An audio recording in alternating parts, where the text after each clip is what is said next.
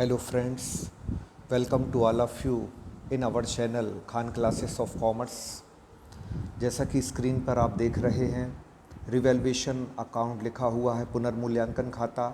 पुनर्मूल्यांकन खाता संपत्तियों एवं दायित्वों में परिवर्तन होने पर बनाया जाता है। मतलब कि असेट्स और लायबिलिटी में अगर कोई चेंज होता है तो असेट्स और लायबिलिटी में होने वाले चेंज के बेस पर ये अकाउंट बनाया जाता है। और इस अकाउंट को किन दशाओं में बनाया जाता है, कौन कौन से केस हैं जिसमें इस अकाउंट को बनाया जाता है, उन पर अभी हम डिस्कस करेंगे। सबसे पहले हम समझ लेते हैं कि रिवैल्यूएशन अकाउंट क्यों बनाया जाता है। तो रिवैल्यूएशन अकाउंट बनाया जाता है इसलिए क्योंकि असेट्स और लायबिलिटी में कुछ चेंजेस हुए हैं। असेट्स हमेशा घटती बढ़ती रहती हैं, लायबिलिटीज़ में भी चेंजेस आते रहते हैं। तो असेट्स और लायबिलिटीज़ यानी कि संपत्तियों और दायित्वों में होने वाले परिवर्तनों के कारण जो प्रॉफिट एंड लॉस हमारा प्रभावित होता है, अफेक्ट होता है, उस अफेक्ट को अकाउंट्स में रिकॉर्ड करने के लिए हम रिवैल्यूएशन अकाउंट बनाते हैं। रिवैल्यूएशन अकाउंट यानी कि पुनर्मूल्यांकन खाता, जिसका दूसरा नाम स्क्रीन पर आप देख रहे हैं लाभ हानि समायोजन खाता भी है। इसको हम पीएल एडजस्टमेंट अकाउंट भी कहते हैं। तो याद रखिए, रिवैल्यूएशन अकाउंट का दूसरा नाम पीएल एडजस्टमेंट अकाउंट है। पीएल एडजस्टमेंट अकाउंट आपका तब बनाया जाता है जब संपत्तियों और दायित्वों में यानी कि असेट्स और लायबिलिटी में चेंजेस आते हैं, उनमें कुछ परिवर्तन होता है।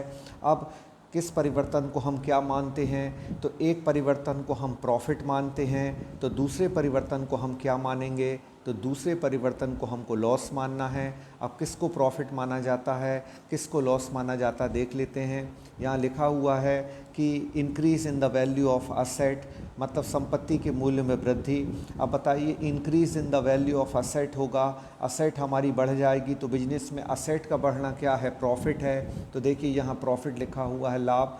फिर अगर असेट हमारी कम हो जाती हैं, जैसे बिल्डिंग हमारी कम हो गई, मशीनरी की वैल्यू डाउन हो गई, तो ये हमारा क्या है, लॉस है, तो इसको हम लॉस मानेंगे। इसके बाद असेट्स के बाद बात करते हैं हम लायबिलिटीज़ की। लायबिलिटीज़ में क्या होता है, लायबिलिटीज़ की वैल्यू अगर कम होती है तो लायबिलिटी का कम होना बिजनेस के लिए क्या है, बेनिफिशियल है। बेनिफिशियल है तो इसको हम क्या मानेंगे, इसको हम प्रॉफिट मानेंगे। तो ये यहाँ हम पी लिख देते हैं। और लायबिलिटी का बढ़ना यानी इंक्रीज़ होना लायबिलिटी का बिजनेस के लिए क्या है, लॉस है, एक हानि है, तो यहाँ हम एल लिख देते हैं। अब देखिए, दो चीज़ों से प्रॉफिट जनरेट हुआ और दो चीज़ों से क्या हुआ, लॉस जनरेट हुआ। तो इस प्रॉफिट एंड लॉस को एडजस्ट करने के लिए रिवैल्यूएशन अकाउंट बनाया जाता है, जिसका दूसरा नाम पीएल एडजस्टमेंट अकाउंट है। तो पीएल एडजस्टमेंट अकाउंट आप बहुत अच्छे से समझ रहे होंगे।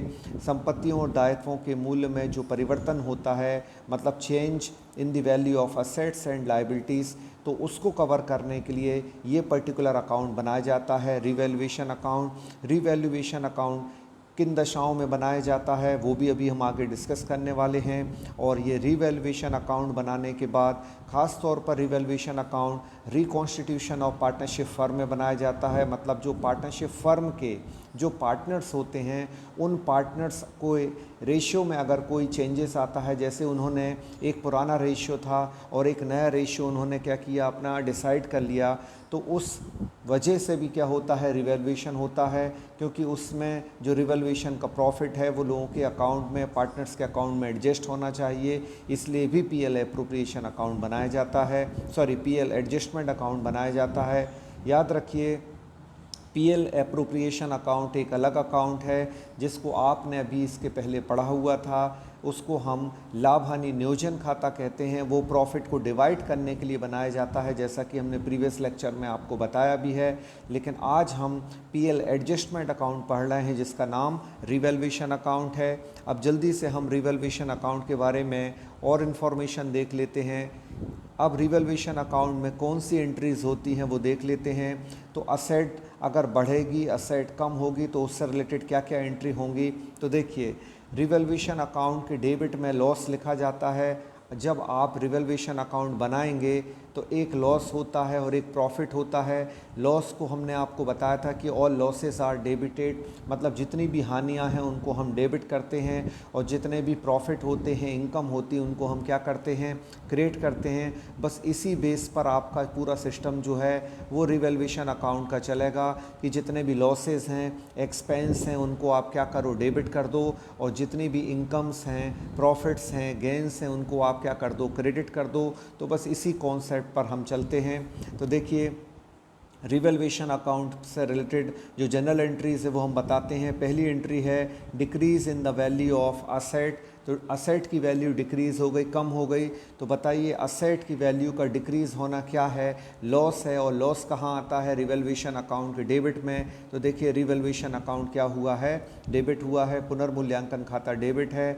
और अगर भवन के मूल्य में कमी है तो एंट्री क्या होगी, पुनर्मूल्यांकन खाता डेबिट भवन खाते से। इंग्लिश में एंट्री क्या होगी, revaluation account debit to building account. यहाँ असेट लिखा हुआ है वो कोई भी असेट हो सकती है जिसकी वैल्यू डाउन हो रही है। टू फर्नीचर आ सकता है, टू मशीनरी आ सकती है, टू बिल्डिंग आ सकती है। मतलब वॉटेवर जो भी असेट आपकी कम हुई है उस पर्टिकुलर असेट को आप यहाँ क्या कर दें, क्रेडिट कर दें।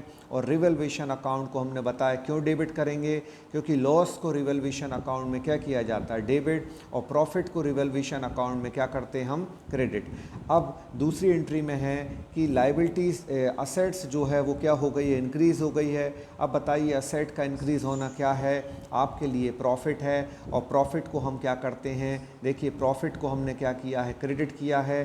तो यहाँ क्या होगा, क्रेडिट अकाउंट होगा, रिवैल्यूएशन अकाउंट क्रेडिट होगा, तो डेबिट क्या हो जाएगा, असेट अकाउंट डेबिट हो जाएगा। तो पहली एंट्री का जस्ट अपोजिट ये हो जाएगा।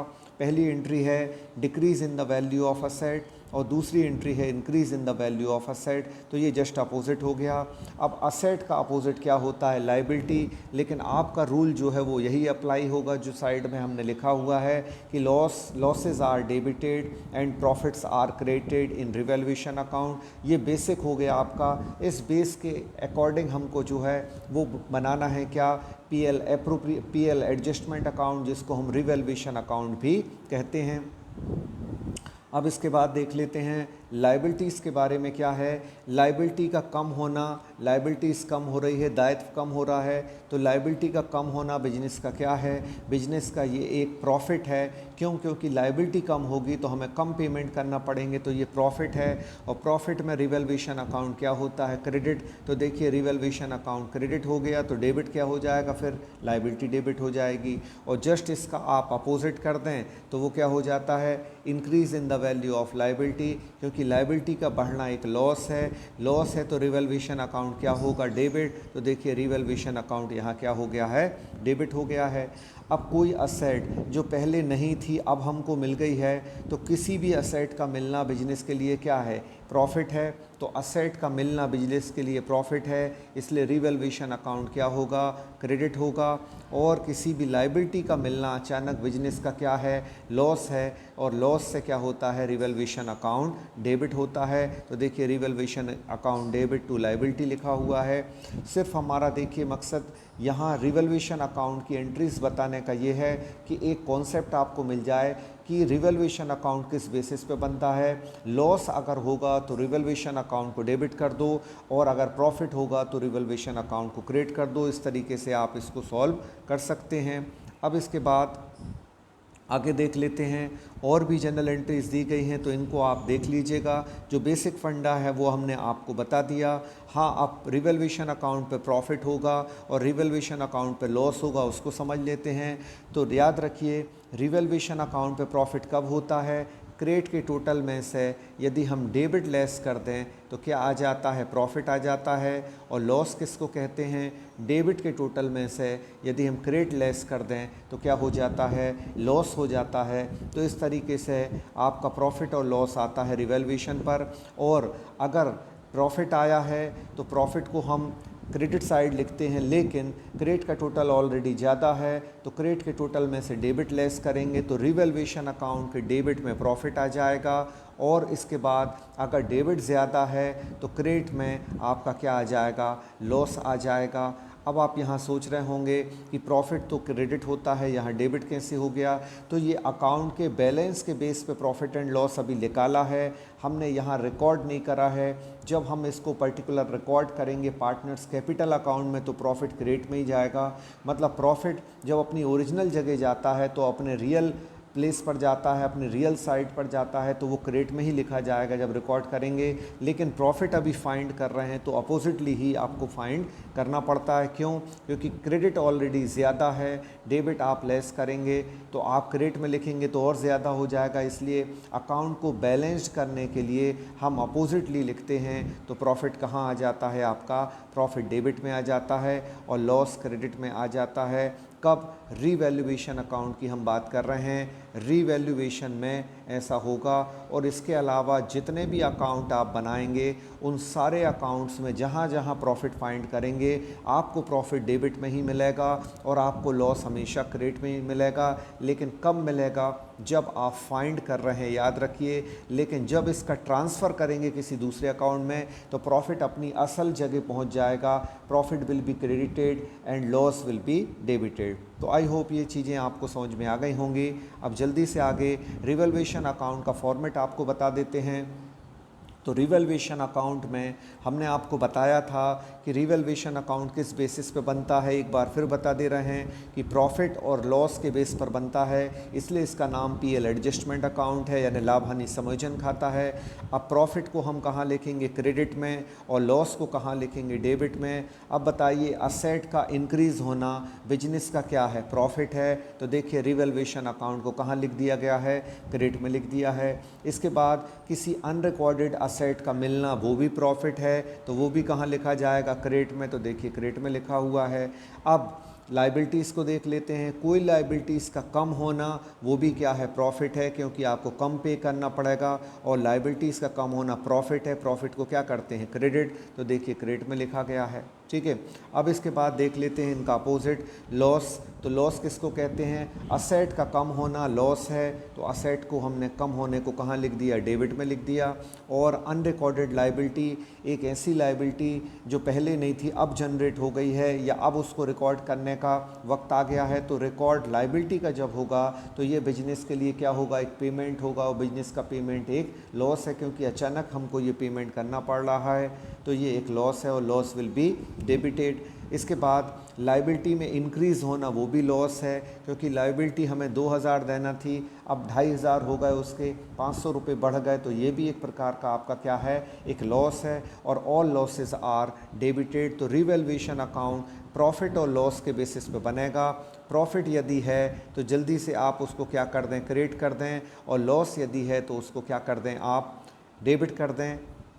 इस तरीके से आप इसको सॉल्व कर सकते हैं। ये रिवैल्यूएशन अकाउंट बनाने का फंडा हो गया।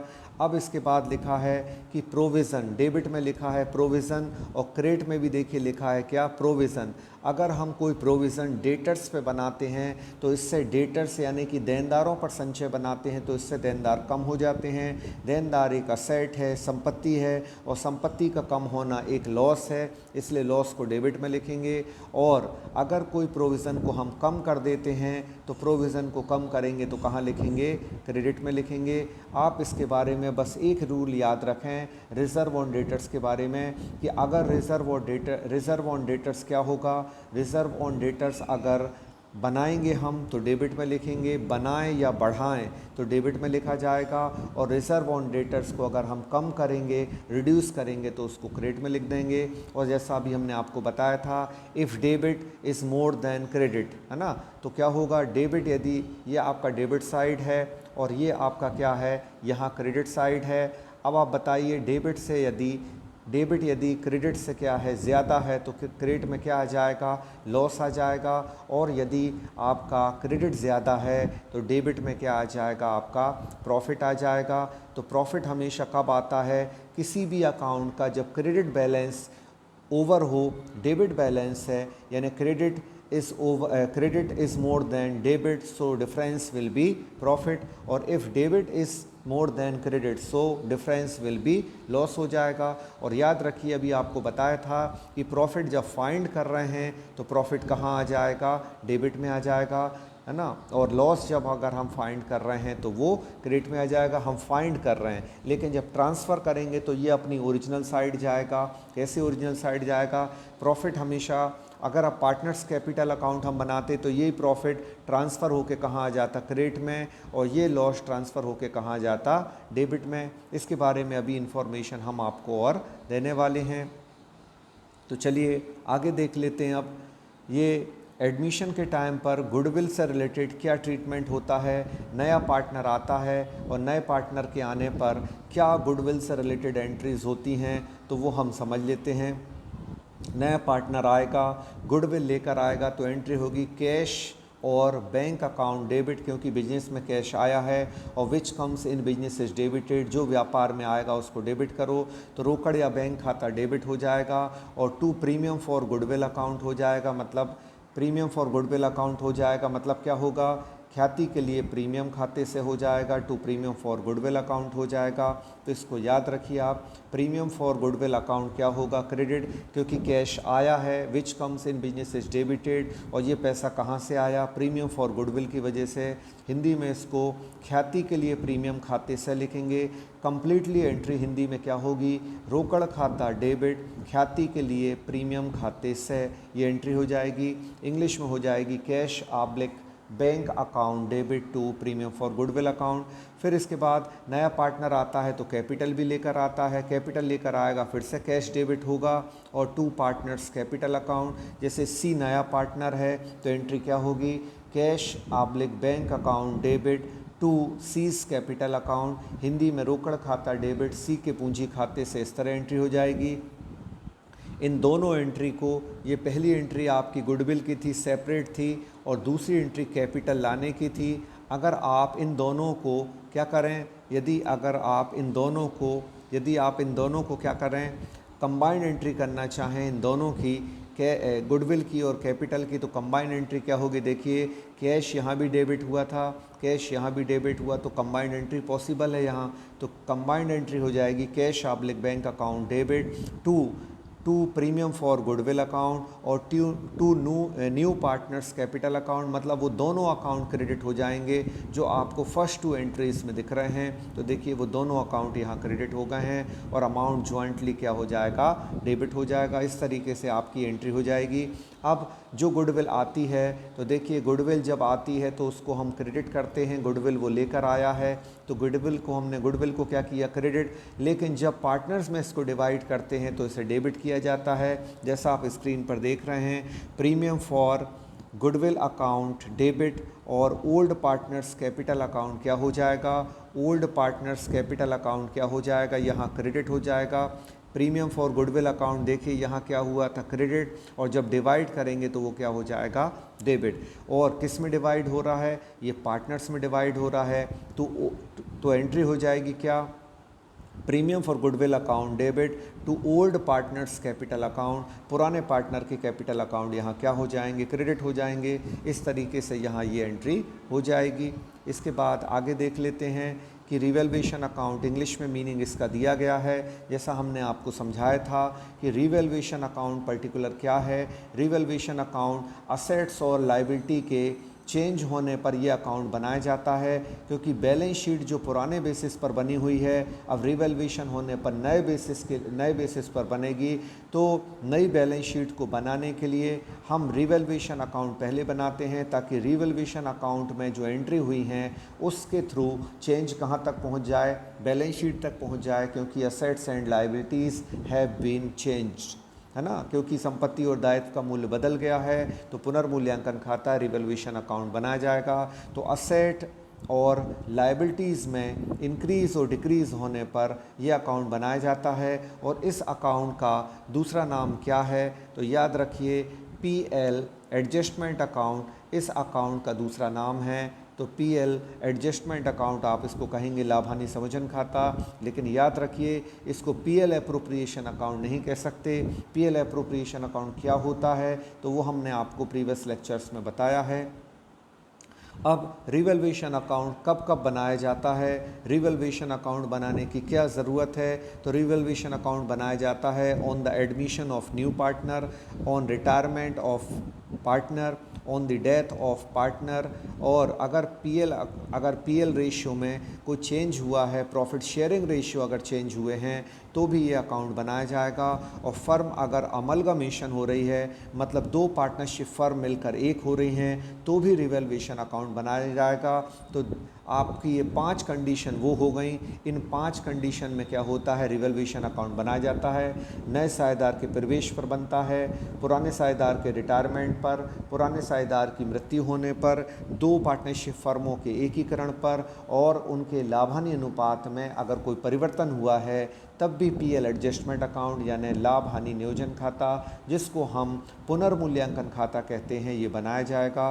तो 5 कंडीशन में रिवैल्यूएशन अकाउंट बनाया जाता है। चलिए अब हम आगे देख लेते हैं कि रिवैल्यूएशन अकाउंट कैसे बना है और उसका ट्रांसफ़र कैपिटल अकाउंट में कैसे होगा, ताकि आपको पूरा ये प्रोफार्मा अच्छे से समझ में आ जाए। तो देख लेते हैं, रिवैल्यूएशन अकाउंट बनाया गया है। ये डायरेक्ट हम आपको सॉल्यूशन दिखा रहे हैं। इस सॉल्यूशन से ही आपको क्वेश्चन और उसका आंसर भी समझ में आ जाएगा। तो देखिए, सबसे पहले क्रेडिट में फर्नीचर लिखा है, तो बताइए फर्नीचर क्रेडिट कब होता है। आपको बताया था कि फर्नीचर क्रेडिट तब होता है जब हमको क्या हुआ हो, प्रॉफिट, क्योंकि प्रॉफिट को ही रिवैल्यूएशन अकाउंट के क्रेडिट में लिखते हैं। इसके बाद प्रोविज़न ऑन डेटर्स लिखा, प्रोविज़न ऑन क्रेडिटर्स लिखा है, मतलब लेनदारों पर ये प्रावधान है। तो क्रेडिटर हमारी क्या होते हैं, क्रेडिटर हमारी लायबिलिटी होते हैं, और लायबिलिटीज़ को हम क्या करते हैं, क्रेडिट करते हैं। लेकिन यहाँ क्रेडिट क्यों हुआ है, क्रेडिटर हमारे कम हो जाएंगे प्रोविज़न बनाने से। याद रखिए, प्रोविज़न अगर डेटर्स पे बनाएं तो डेबिट में लिखा जाता है, और प्रोविज़न अगर क्रेडिटर पर बनाएं तो क्रेडिट में लिखा जाता है, क्योंकि प्रोविज़न ऑन डेटर्स से डेटर्स लेस होते हैं और प्रोविज़न ऑन क्रेडिटर्स से क्रेडिटर्स लेस होते हैं। ये लेनदारों पर प्रावधान है, और इस लेनदारों पर प्रावधान होने से लेनदार हमारे क्या हो जाएंगे, कम, और लेनदारों का कम होना भी हमारा क्या है, प्रॉफिट है, क्योंकि एक लायबिलिटी है। आपको बताया था असेट बढ़ जाएगी तो भी प्रॉफिट है, और लायबिलिटी का कम होना भी क्या होता है, प्रॉफिट होता है। तो इसको आप अच्छे समझ लें। और शुरुआत में सबसे पहले हमने जो फर्स्ट स्क्रीन पर बताया था वो यही समझाया था कि किसको हम प्रॉफिट कहेंगे, किसको लॉस कहेंगे। एक बार फिर रिपीट कर देते हैं, असेट का बढ़ना भी प्रॉफिट है और लायबिलिटी का कम होना भी प्रॉफिट है, जबकि असेट का कम होना लॉस है और लायबिलिटी का इंक्रीज़ होना क्या है, प्रॉफिट है। तो देखिए, स्टॉक कम हो गया है, स्टॉक कम हो गया है तो उसको डेबिट में लिखा है। क्यों डेबिट में लिखा है, क्योंकि स्टॉक का कम होना बिजनेस का क्या होता है, लॉस होता है। तो इसको हमने कहाँ लिख दिया, डेबिट में। अगर इस क्वेश्चन में प्रोविज़न ऑन डेटर्स दिया होता कि प्रोविज़न ऑन डेटर्स बनाना है, तो वो प्रोविज़न ऑन डेटर्स भी कहाँ आता, देनदारों पर संचय, वो भी डेबिट में आ जाता। तो रिज़र्व ऑन डेटर्स अगर बनाएं, प्रोविज़न ऑन डेटर्स बनाए तो कहाँ लिखेंगे, उसको डेबिट में लिखेंगे। और रिज़र्व ऑन क्रेडिटर बनाएं तो क्रेडिट में लिखेंगे। इस बात का आप ध्यान रखिए। अब इसके बाद हम देख लेते हैं कि पर्टिकुलर कितना प्रॉफिट जो है वो आ रहा है। तो देखिए, क्रेडिट का टोटल आया 6800 और डेबिट में 2000 लिखा हुआ है। तो आपको बताया था हमने, क्रेडिट के टोटल में से डेबिट लेस कर देते हैं तो पर्टिकुलर क्या मिल जाता है आपको, क्रेडिट के टोटल में से डेबिट लेस कर देते हैं तो आपको क्या मिल जाता है, आपको मिल जाता है प्रॉफिट। तो देखिए, यहाँ प्रॉफिट निकाला गया है जो कि पार्टनर्स कैपिटल अकाउंट में जाएगा, और क्योंकि पार्टनर जो हैं उनको प्रॉफिट मिलता है। क्रेडिट का टोटल 6800, डेबिट का टोटल भी है 6800। 2000 रुपये हम 6800 में से लेस कर दें तो ये 4800 डिफरेंस से क्या आ जाएगा, आपका प्रॉफिट आ जाएगा। Credit minus debit is equal to क्या होता है, profit. So 4800 rupees will be profit and which is divided in the old partners. तो धनंजय और लोकेश यहाँ पार्टनर हैं, दोनों इक्वल पार्टनर हैं, तो देखिए दोनों में बराबर बांट दिया गया है। अब ये जो प्रॉफिट हमने बांटा है, इस प्रॉफिट को हम क्या करते हैं, हमने बताया था आपको कि क्रेडिट में ट्रांसफ़र हो जाता है। तो देखिए, आप क्रेडिट में बाय रिवैल्यूएशन अकाउंट लिखा हुआ है, पिछले अकाउंट के डेबिट में प्रॉफिट आया, लेकिन देखिए वो अपनी असली जगह पहुंच गया, यानी पार्टनर्स कैपिटल अकाउंट में जब आया तो अपनी असली जगह क्रेडिट पर आ गया। तो हर चीज़ अपनी असली की तरफ वापस लौटती है, ये प्रकृति का नियम है। तो यहाँ भी क्या होगा कि ओरिजिनली प्रॉफिट क्या होता है, उसका नेचर क्रेडिट होता है, तो प्रॉफिट वापस कहाँ आ गया, क्रेडिट में आ गया। अगर प्रॉफिट फाइंड करते हैं तो याद रखिए वो डेबिट में आता है। प्रॉफिट फाइंड करते समय डेबिट में आता है, लेकिन प्रॉफिट ट्रांसफ़र करते समय वो अपने ओरिजिनल प्लेस कहाँ पहुँच जाता है, क्रेडिट में चला जाता है। अब हमने आपको बताया कि रीवैल्यूएशन अकाउंट बनता है, फिर उसके बाद पार्टनर्स कैपिटल अकाउंट, फिर balance sheet of new firm. तो एक क्वेश्चन आपका इस तरह भी बन सकता है कि आप न्यू पार्टनर के एडमिशन पर किस क्रम में खाते बनाए जाते हैं। तो पहला अकाउंट क्या बनेगा आपका, तो पहला अकाउंट बनेगा आपका रीवैल्यूएशन अकाउंट। तो रीवैल्यूएशन अकाउंट आपका पहला अकाउंट हो गया, जिसको हम पीएल एडजस्टमेंट अकाउंट कहते हैं। दूसरा हो जाता है पार्टनर्स कैपिटल अकाउंट, तो दूसरा हो जाएगा आपका पार्टनर्स कैपिटल अकाउंट हो जाएगा। और तीसरा बैलेंस शीट बनती है, जिसको हम balance sheet of new firm कहते हैं। तो आप याद रखिए, अगर आपसे पूछ लिया जाए कि किस क्रम में बनाए जाते हैं, तो पहले रिवैल्यूएशन अकाउंट, और कौन से अकाउंट बनाए जाते हैं कब, on the admission of new partner, नए साझेदार के प्रवेश पर। तो पहला अकाउंट बनेगा रिवैल्यूएशन अकाउंट, दूसरा बनेगा पार्टनर्स कैपिटल अकाउंट, और तीसरा बनेगा फिर उसके बाद balance sheet of new firm. तो इस तरीके से दो अकाउंट बनाकर और तीसरी बैलेंस शीट बनाकर हम रिवैल्यूएशन की प्रोसेस को डन कर देते हैं। आपसे ऐसा भी आ सकता है कि रिवैल्यूएशन की प्रोसेस को डन करने के लिए किस क्रम में खाते बनाए जाते हैं, तो किस क्रम में, किस ऑर्डर में बनाए जाते हैं।